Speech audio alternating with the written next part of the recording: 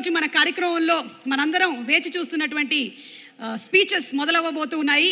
మా మెగాస్టార్ చిరంజీవి గారు తరాలు మారినా, తారీఖులు మారినా, పద్ధతులు మారినా, పలుకుబడులు మారినా ఎన్నటికీ మారనటువంటి స్టార్డమ్ మా మెగాస్టార్ చిరంజీవి గారిది.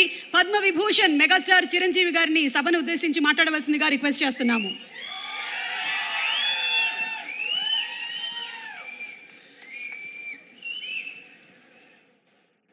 గౌరవనీయులు మన ప్రీతమ ముఖ్యమంత్రి శ్రీ రేవంత్ రెడ్డి గారికి, అలాగే మంత్రివర్యులు టూరిజం మినిస్టర్ జూపల్లి కృష్ణారావు గారికి, ఇతర శాసనసభ్యులకు, ఎంపీ పార్లమెంట్ సభ్యులకు, మా సీఎం రమేష్ గారికి, ఇతర ఆహ్వానితులకు, నాయకులకు, మీడియా మిత్రులకు, ఇక్కడ విచ్చేసినటువంటి ఆహ్వానితులకు, అలాగే ఇక్కడ పనిచేస్తున్నటువంటి కార్మికులకు, ప్రతి ఒక్కరికి నా హృదయపూర్వక నమస్కారాలు. ఈ ప్లేసు మీ అందరికంటే నాకు ముందు తెలుసు. 2000 సంవత్సరంలో రామ్దేవ్ ఇది ప్రారంభించినప్పుడు ఇక్కడ కొన్ని మొక్కలు పాంప్లెట్ వేసి మా ఇంటికి తీసుకొచ్చి, మీరు ఇల్లు కడుతున్నారు, ఏదైనా ఉపయోగపడుతుందో చూడండి అంటే వెంటనే ఎంత ముచ్చరేసిందంటే, ఎప్పుడో విదేశాలకు వెళ్ళినప్పుడు ఇలాంటి మొక్కలు, ఇలాంటి కళాకృతులు, ఇలాంటి అద్భుతమైనటువంటి సజీవ శిల్పాలు, జీవం ఉన్నటువంటి ఇలాంటివి చూస్తుంటే వా, ఇలాంటివి మనం తీసుకెళ్ళిపోతే బాగుండే, వాడ షిప్లో తీసుకెళ్తే బాగుండే అంత టెంప్ట్ అయ్యేవాడిని. అలాంటిది ఇక్కడ హైదరాబాదులో ఈ శివారుల్లో ఒకటి లభిస్తుందంటే కనుక చాలా ఆనందంగా ఉంటుంది. రామ్దేవ్ ఫస్ట్ ఆఫ్ ఆల్ నేను కూర్చున్న చోట బయట కనపడకుండా నాకు ఏదైనా ఫెన్సింగ్ లాగా ఉండాలి, అలాంటి గుబురుగా ఉండకూడదు అంటే అక్కడ చక్కగా కొమ్మల్ని ఒక ఫెన్సింగ్ లాగా అల్లి పైన మాత్రం గ్రీన్ ఉండేలాగా పెద్ద స్క్రీన్ చేశాడు. అది ఇప్పుడు చూస్తుంటే కనుక ఎంత బాగుంటుందంటే బయట నుంచి చూసేవాళ్ళకి నేను జైల్లో ఉన్నట్టు ఉంటుంది, అన్ని కటకటాల్లాగా ఉంటుంది. అది అద్భుతమైన కళాఖండగా నేను ఫీల్ అవుతుంటాను. అట్లాగే చాలా అద్భుతమైన చెట్లు కొన్ని మా ఇంట్లోనే పెట్టుకున్నాను. ఇవి ఎప్పుడో 2002లో 2003లోనో మా ఇంట్లో పెట్టుకున్నాను. అప్పటి నుంచి నాకు అంత ప్యాషన్. ఆ తర్వాత ప్రతి క్షణం ఈయన ఎదుగుదలను చూస్తూ వచ్చాను. ఎక్కడ నాకు ఈయన రామ్దేవ్ ఒక వ్యాపారవేత్తలా కనబడ్డాడు, ఒక కళాకారుల్లా కనబడతాడు. అందుకే నా మనసుకి అత్యంత దగ్గరగా అయ్యాడు. ఆ తర్వాత ఏదైనా వస్తే కనుక చూస్తారా మొక్కలు అంటే, ఇదివరకంటే ఏదో వేలల్లోనూ లక్షల్లోనూ చెప్పేవాడు, ఇప్పుడు కోట్లలో ఉందంట కదయ్యా. ఇప్పుడు నా సంపద అంతంత మాత్రమే ఉంది, కొనలేనేమో అన్నారు. కానీ చూడండి సార్, వస్తే మీరే టెంప్ట్ అవుతారు. ఇప్పుడు గౌరవ ముఖ్యమంత్రి గారితో పాటు అన్నీ వీక్షిస్తుంటే ఎంత టెంప్టింగ్ ఉందంటే, వా, ఇవన్నీ మన ఇంట్లో పెట్టేసుకుంటే ఎంత బాగుంటుంది అనిపిస్తుంది. అంత అందంగా దీనికి కావాల్సిందండి వ్యాపార దృక్పథం కాదు, కళా హృదయం ఉండాలి.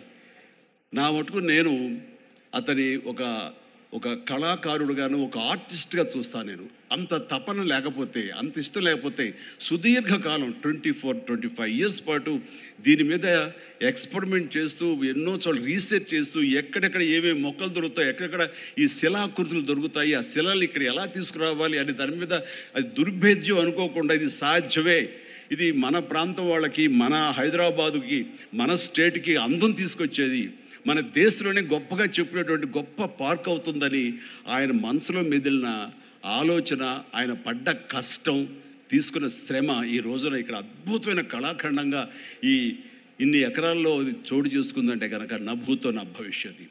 ఎవరైనా సరే అంత డబ్బులుంటే కనుక ఏం వ్యాపారం చేద్దాం, ఇంత స్థలం ఉంది కదా, దీన్ని ఎలా రియల్ ఎస్టేట్ చేద్దాం, దీన్ని ఏదో గవర్నమెంట్ వాళ్ళ మన్నలతో వాళ్ళ పర్మిషన్లతో తీసేసుకుని అక్కడ మనం మల్టీ స్టోరీ పెట్టుకుంటే ఆయన జీవితం కాదు కదా, తరతరాలు కూడా నిలిచిపోతాడు. అలా కాకుండా ఆయన కేవలం ఒక లోపల ప్యాషన్, చిన్నప్పటి నుంచి కాలేజీ రోజులో చదివే దగ్గర నుంచి, ఆర్ట్ కాలేజీలో చదువుతున్న దగ్గర నుంచి కూడా ఆయన మదిలో ఉన్నటువంటి ఆయన బ్రెయిన్ చైల్డ్, అలాంటి దాన్ని ఈ రోజున ఈ రూపం తీసుకొచ్చారంటే ప్రతి క్షణం, ప్రతి కార్నర్ ముఖ్యమంత్రి గారు చూసి ఎంత ముచ్చటపడిపోతున్నారంటే అంత ఇంత కాదు.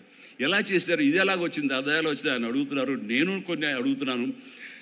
అడిగి ఇది షూటింగ్స్కి ఇస్తారా రామ్దేవ్ అని అడిగితే, ఇస్తానండి కానీ ఫస్ట్ షూటింగ్ మీదైతేనే అన్నాడు.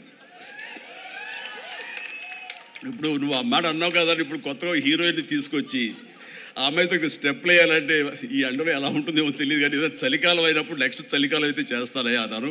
ఈలోగా వర్షాలు పడి ఇవన్నీ ఇంకొంచెం పచ్చగా ఉంటాయండి, 1 or 2 years లోపల ఇది అద్భుతంగా ఉంటుంది, కంటికి కనువింపుగా ఉంటుంది చెప్పేసి ఆయన చెప్తుంటే కనుక ఐ కుడ్ ఇమాజిన్. అట్లాగే ఇక్కడ వెడ్డింగ్ ప్లాన్ చేసుకోవచ్చు, వెడ్డింగ్స్ కానీ ఇతర రిసెప్షన్స్ కానివ్వండి, పలు ఈవెంట్స్, అలాగే ఐస్కి సంబంధించినటువంటి ఆ స్కేటింగ్ సంబంధించిన చేయాలని ఇలా ఎన్నెన్నో ప్లాన్స్ ఉన్నాయని అవన్నీ కూడా చేయగలడు. ఆ సామర్థ్యం ఉంది. అలాగే ప్రభుత్వం కూడా ఖచ్చితంగా సపోర్ట్ చేస్తారు. అందుకు సమాయుత్తమై ఉన్నారు ఆయన. అందుకనే ఎంతో బిజీగా ఉన్నారు సీఎం గారు. వాళ్ళు చూస్తే కనుక మనుషులు ఇంటి చుట్టూ ఉన్నారు. అవన్నీ పక్కకు పెట్టి, ప్రోగ్రామ్స్ అన్ని పక్కకు పెట్టి నిన్నటిదాకా ఆయన ఎలక్షన్ క్యాంపెయిన్ ఎక్కడో చేసి వేరే రాష్ట్రాల్లో వచ్చి రామ్దేవ్ మీద ఈ ప్లేస్ మీద ఎంతో ప్రేమ లేకపోతే, ఇలాంటి దాన్ని మనం ఎంకరేజ్ చేయాలి అని ఆయన ఉద్దేశం లేకపోతే ఇంత ఓపికగా ఈ ఎండ్లో ఆయన వచ్చేవారు కాదు. ఫస్ట్ ఆఫ్ ఆల్ ఆయన ఇక్కడికి వచ్చి దీన్ని ఎంకరేజ్ చేస్తున్నందుకు వారికి మనస్ఫూర్తిగా అభినందనలు తెలియజేస్తున్నాను ముఖ్యమంత్రి గారికి. ఎందుకంటే అలాంటి వాళ్ళు అనుకుంటేనే, వాళ్ళ కళ్ళలో పడితేనే, వాళ్ళు ఇంప్రెస్ అయితేనే దీనివల్ల ఎంతోమందికి ఉపాధి కలుగుతుంది, ఇది ఎంతోమందికి కనువిందు కలుగుతుంది. మరి ఎంతోమంది ఈ ప్లేస్ని వాళ్ళ ఈవెంట్స్కి ఉపయోగించుకుంటారు. తద్వారా టూరిజం పెరుగుతున్న ఉద్దేశంతో కూడా మన జూపల్లి కృష్ణారావు గారు దీన్ని ఎంకరేజ్ చేయడం కోసం సమాయత్తమై ఉన్నారు.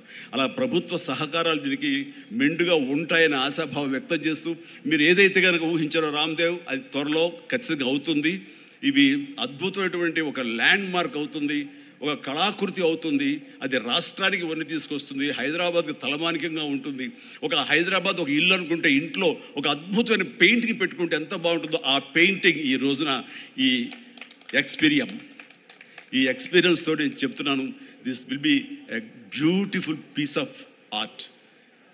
అందుకని మరొకసారి వారికి నా హృదయపూర్వక ధన్యవాదాలు, అభినందనలు తెలియజేస్తూ ఈ అవకాశం వచ్చినందుకు అండ్ సీఎం గారితో నేను ఈరోజు ఈ ప్రోగ్రాంలో పాల్గొన్నందుకు నా సంతోషాన్ని తెలియజేస్తూ all the very best and god bless.